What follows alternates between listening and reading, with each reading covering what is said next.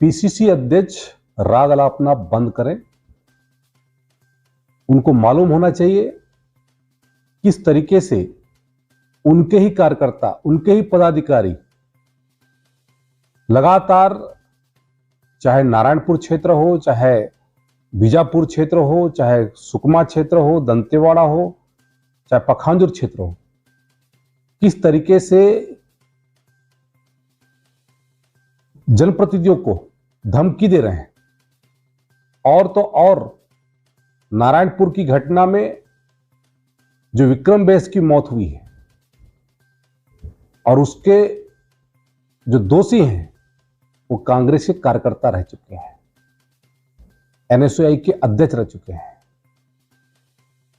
पखांजूर की घटना को ना भूलें, असीम राय को जो कहते हैं हमारे नगर पंचायत अध्यक्ष रहे, उनको मारने में कांग्रेस के पदाधिकारी का हाथ रहा है।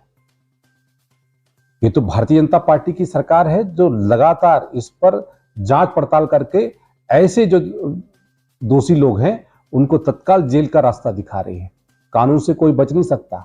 आपको तो शुक्रिया अदा करना चाहिए कि माननीय विष्णुदेव साय जी की सरकार लगातार हमारे पूरे क्षेत्र को भयमुक्त बना रही है।